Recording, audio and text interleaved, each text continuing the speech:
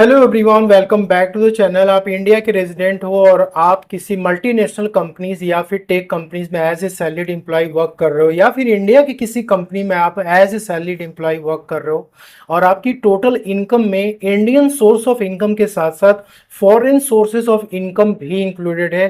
तो ऐसे केस में आपको टैक्स की कंप्लायंस कैसे करनी है, कौन कौन से शेड्यूल्स आपको अपडेट करने होते हैं। अब सर, मल्टीनेशनल कंपनी या टेक कंपनीज हो, यदि फॉरेन से हमें कोई इनकम रिसीव हो रही है तो उस पर तो पहले ही विथ होल्डिंग टैक्स कट जाता है, तो हमें तो आईटीआर में इसको रिपोर्ट करने की रिक्वायरमेंट नहीं है। लेकिन दोस्तों, यहाँ पर जितनी भी आपकी फॉरेन सोर्स ऑफ इनकम है उसको आईटीआर में दिखाना कंपलसरी है और उसके लिए शेड्यूल्स भी आपको अपडेट करना कंपलसरी है। यदि इसको मिस आप करते हो तो आपको इनकम टैक्स डिपार्टमेंट से इसके लिए नोटिस स्पेसिफिकली रिसीव हो सकती है और ब्लैक मनी एक्ट के तहत 10 लाख रुपीस की पेनाल्टी भी लग सकती है। अब जितनी भी आपकी फॉरेन सोर्स ऑफ इनकम होती है उसके डिफरेंट एसेट क्लास होते हैं। जैसे यहाँ पे होता है RSU, that is restricted stock units, या फिर ESPP यानी एम्प्लॉय स्टॉक परचेज प्लान।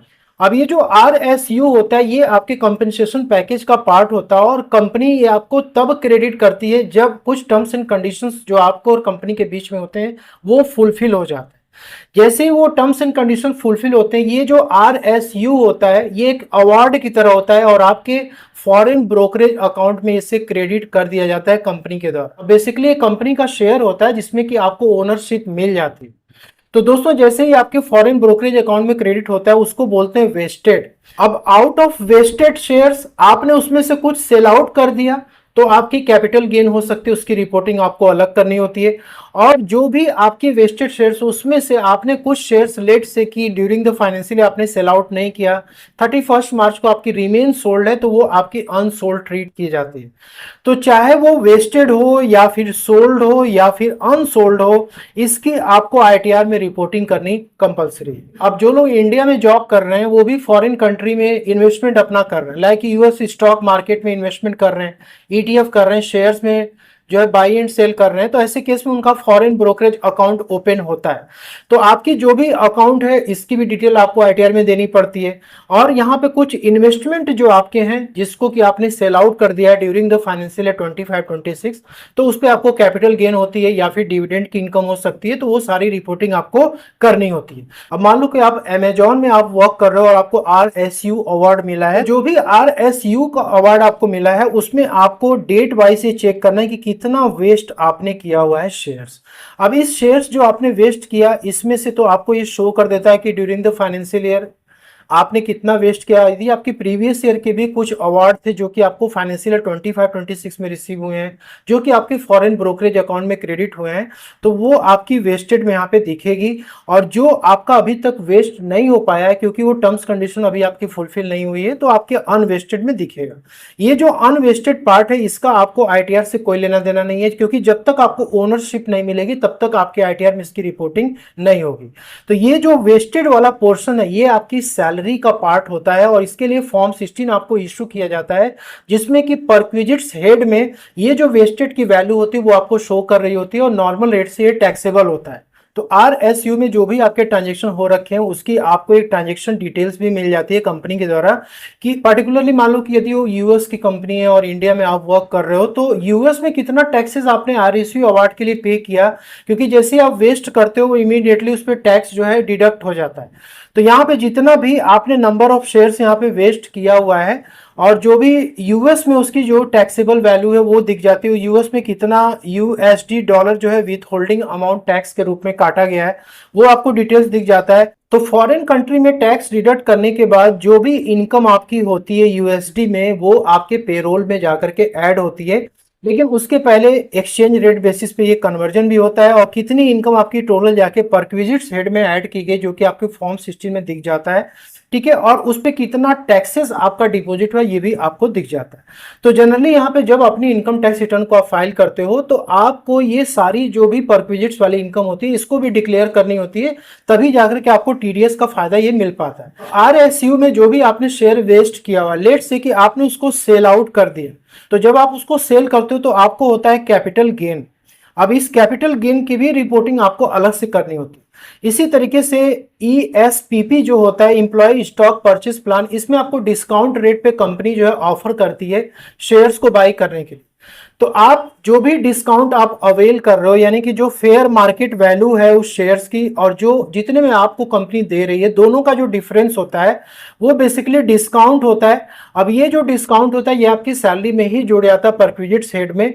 अब ईएसपीपी को भी यदि आप सेल आउट करते हो तो उसमें भी आपको कैपिटल गेन हो सकती है और उसकी रिपोर्टिंग आपको आईटीआर में करनी पड़ती है। तो इम्प्लॉय स्टॉक परचेज प्लान में आपने कितना शेयर्स होल्ड किया हुआ, कितने वैल्यू को किया हुआ, वो उसका भी स्टेटमेंट आपको कंपनी की तरफ से मिल जाता है कि टोटल आपकी ओपनिंग बैलेंस क्या रही है, उसमें कितना एडिशन किया गया है, नेट कितना रहा। इसमें से जो भी आप सेल आउट करोगे वो आपकी कैपिटल गेन हेड में रिपोर्ट होगी।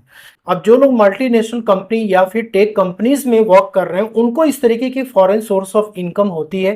अगर आप इंडिया में जॉब करते हो, आप फॉरेन कंट्री के स्टॉक मार्केट को आप ट्रैक कर रहे हो, ठीक है। अब मान लो कि आप आईएनडी मनी का यूज कर रहे हो, तो आपको यहाँ से अपनी रिपोर्ट डाउनलोड कर लेनी है। तो आपको सबसे पहले लॉग इन कर लेना है और यहाँ पे इसके बाद आपको इस पे माई प्रोफाइल पे आना है, टैक्स एंड अदर रिपोर्ट पे आप चले आओगे। तो यहाँ पे आपको ओवरऑल का एक सेक्शन दिख रहा है, इस पे आपको सिंपली क्लिक करना है टैक्स रिपोर्ट वाले सेक्शन पे। ये आपकी जो है जितनी भी India as well as foreign country में जो भी आपकी इनकम जनरेट हुई है, capital gain short term long term या फिर फॉरेन कंट्री में जो आपकी कैपिटल गेन हो रखी है डिविडेंड, सभी का डाउनलोड करके स्टेटमेंट आपको दे देता है। आपको सिंपली इसको ओपन करना है कंसोलिडेटेड रिपोर्ट को। ये रिपोर्ट आपकी ओपन हो जाती है। इसमें आपको इंडिया में म्यूचुअल फंड में कितना आपको प्रॉफिट या गेन लॉस हुआ है, इंडियन स्टॉक्स में कितना हुआ है। यहाँ पे थर्ड नंबर पे आपको यूएस स्टॉक्स दिख जाएगा। तो यूएस स्टॉक्स में आपने क्या क्या ट्रांजेक्शन करी है उसकी डिटेल्स आपको चेक करनी है। आप तो यूएस स्टॉक के लिए आपको ये स्टेटमेंट दिख रहा है आपने कितना इसमें सेल किया हुआ है। इसके बाद आपको डिविडेंड वाले सेक्शन पे क्लिक करना है कि आपने यूएस स्टॉक्स में इन्वेस्ट करके कितना डिविडेंड अर्न किया हुआ है। और यहाँ पे आपको शेड्यूल फॉरेन एसेट्स पे दिख जाता है कि आपके फॉरेन कंट्री में कौन से अकाउंट ओपन हुए हैं, क्या क्या आपने शेयर्स ड्यूरिंग द ईयर आपने सेल आउट किया, कौन कौन से शेयर्स को आपने होल्ड किया हुआ है। ये पूरी डिटेल्स आपको इसी शीट में से दिख जाती है। तो देखो जो भी आपकी फॉरेन सोर्स ऑफ इनकम है उसको आप आईटीआर 2 और आईटीआर 3 दोनों में ही रिपोर्ट कर सकते हो। तो यहाँ पे सैलरी के शेड्यूल्स आप जैसे फिलअप करते हो कर लेना। हाउस प्रॉपर्टी हो गया। कैपिटल गेन शेड्यूल्स में आप जैसे ही फिलअप अपना इंडियन स्टॉक मार्केट का या म्यूचुअल फंड का ट्रांजेक्शन दिखाते हो, यहाँ पर प्रोसेस सेम टू सेम है। शॉर्ट टर्म कैपिटल गेन हो गया या फिर लॉन्ग टर्म कैपिटल गेन हो गया, ये आपको उसी शीट से मिल जाएगा जो कि आपको कंपनी ने दिया हुआ है या फिर आपने आईएनडी मनी के प्लेटफॉर्म से डाउनलोड किया हुआ है।